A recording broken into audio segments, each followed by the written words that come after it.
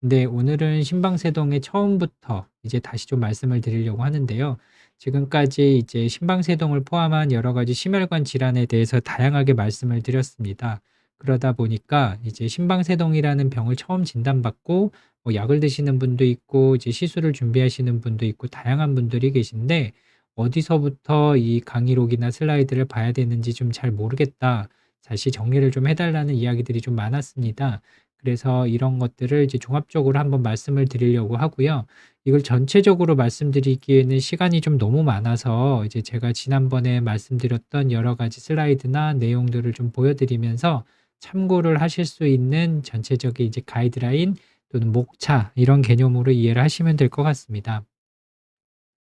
그래서 심방세동이 무엇인지 이제 간략하게 말씀을 드리면 맥이 좀 불규칙하게 뛰는 것들로 처음에 내원을 하시는데요.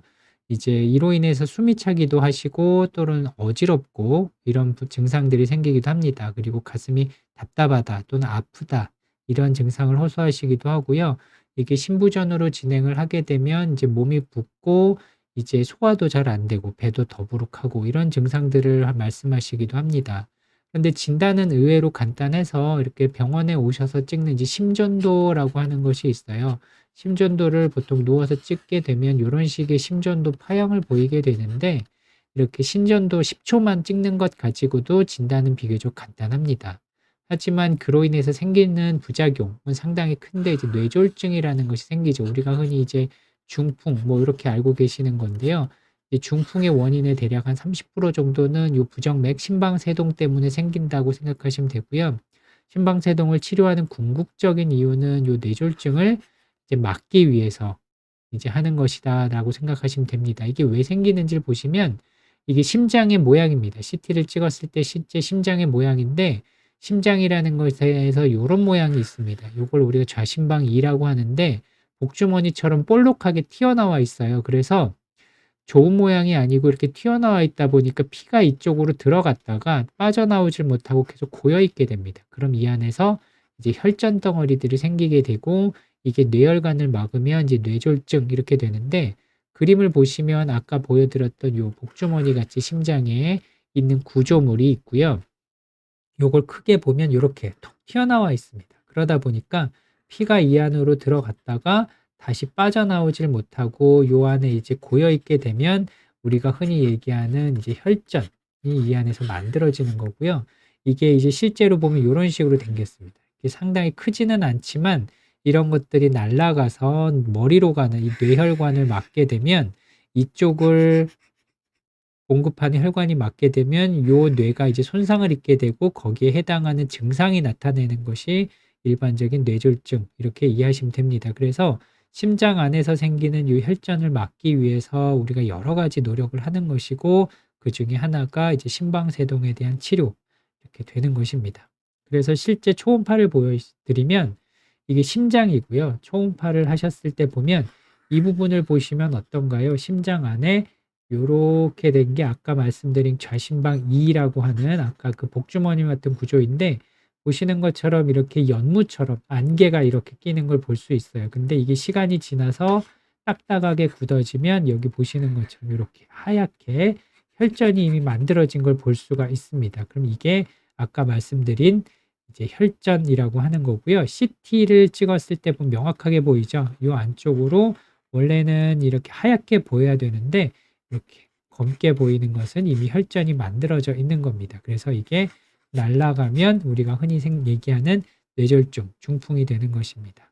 그래서 전반적인 경과를 말씀드리면 심방세동이라는 것이 처음 진단을 받게 되면 시간이 지날수록 이렇게 노란 선으로 된 것처럼 심방세동이 점점 심해집니다. 이런 것들을 우리가 심방세동의 뭐 부담, 심방세동으로 인한 여러 가지 문제점들이 증가한다라고 생각을 하시면 되기 때문에 초기 진단 때 빨리 치료를 할수록 성적이 좋다. 이런 얘기를 예전에 많이 드렸고요. 그럼 초기의 치료는 어떻게 하느냐?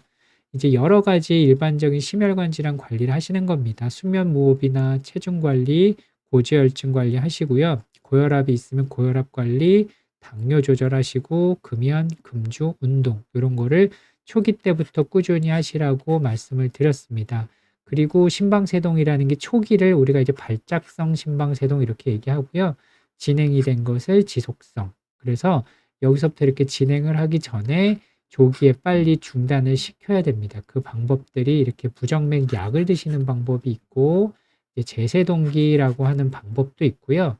그리고 이제 시술적인 치료를 통해서도 이 병의 진행을 막을 수가 있습니다. 하지만 이걸 결국 막지 못하게 되면 이제 영구형 심방세동이라고 진행을 하게 되는데, 이때 우리가 이제 심부전 뭐 이런 식으로 진행을 해서 숨이 차고 이런 여러 가지 동반 증상이 나타나기도 합니다. 그래서 이런 전반적인 병의 진행과 치료를 생각을 하시면서 지금 말씀드린 이제 여러 가지 슬라이드나 내용을 좀 참고하시면 될 것 같고요. 요런 수면무호흡, 체중관리, 고지혈증 관련해서는 지난번 요런 슬라이드 참고하시면 되고, 그다음에 이제 운동과 심방세동, 뭐 술은 얼마나 먹어도 되는지, 커피는 어떻게 드셔도 되는지 요런 내용들을 지난번에 말씀드린 적이 있습니다. 그리고 심방세동에서 그럼 초기 때 어떻게 치료하는 게 좋고 어떤 증상들이 있는지 이렇게 말씀을 드렸고요. 그리고 약을 부정맥약을 계속 드시게 되는데 이로 인한 여러 가지 좀 부작용들도 있고 언제까지 복용을 해야 되는지 궁금해하시는 분들은 여기 참조해 주시면 되고요. 그리고 제세동기도 아까 말씀드렸는데 제세동기는 지난번에 이렇게 말씀을 드렸습니다. 그리고 가장 관심이 있는 게 이제 혈전제인데 이제 뇌졸중을 막기 위한 가장 중요한 치료가 이 혈전제죠. 혈전제 같은 경우에는 이제 나이나 혈압, 당뇨 등 기저질환에 따라서 이제 쓰는 종류, 용량들이 상당히 다릅니다. 그래서 이런 얘기들을 저희가 이렇게 말씀을 드린 적이 있고요. 뭐 종류도 이렇게 먹는 알약도 있고 피하 주사로 막는 것도 있고 그다음에 시술 이후에도 이걸 계속 먹어야 되는지 이제 궁금해하시는 분들이 있어서 정리를 해드린 바가 있고요. 궁극적으로는 이제 시술과 관련해서는 이제 좀 가장 많은 이야기를 드렸었는데 시술 전에 준비해야 될 것들 그리고 시술 이후에도 이제 재발을 한다면 어떻게 해야 되는지 그리고 어떤 시술이 있는지 이렇게 말씀을 드렸습니다. 그리고 궁극적으로 이제 결국 심방세동을 이제 진행하는 것을 막지 못했다 하더라도 이런 심부전으로 진행하는 걸 막기 위해서 써야 되는 약물 치료 그리고 어르신들 연세 많으셨을 때 이제 심방세동으로 인한 여러 가지 심부전 다양한 증상들이 있을 때 언제 빨리 병원을 모시고 가시는 것이 좋은지 이런 이야기들을 드렸고요. 그래서 전반적인 흐름은 이렇게 이해하시고 이제 궁금하신 부분들은 이렇게 보여드린 슬라이드나 강의 영상을 참조하시면 될 것 같습니다. 네, 그래서 정리를 해드리면 심장이 이제 불규칙하게 뛰는 모든 질환이 부정맥인데 그 중에서도 나이가 들어감에 따라서 이렇게 불규칙하게 뛰는 부정맥이 심해지면 심방세동이라고 이해하실 수 있고요. 고혈압, 당뇨, 심근경색 이런 것들에 의해서도 심방세동이 조금 더 심해지실 수 있고 증상들은 이렇게 두근거림, 어지러움, 뭐 답답함, 숨찬 증상 다양하게 발생할 수가 있습니다. 그래서 이런 것들이 있으면 조기 검진, 건강 검진을 통해서 체크해 보시는 것이 좋고 궁극적으로 심방세동은 이제 뇌졸중 예방이 가장 큰 목적이기 때문에 혈전제라든지 항부정맥제 치료 그리고 필요하다면 시술적인 방법까지도 적절한 시기에 하시는 것이 좋겠습니다. 네, 감사합니다.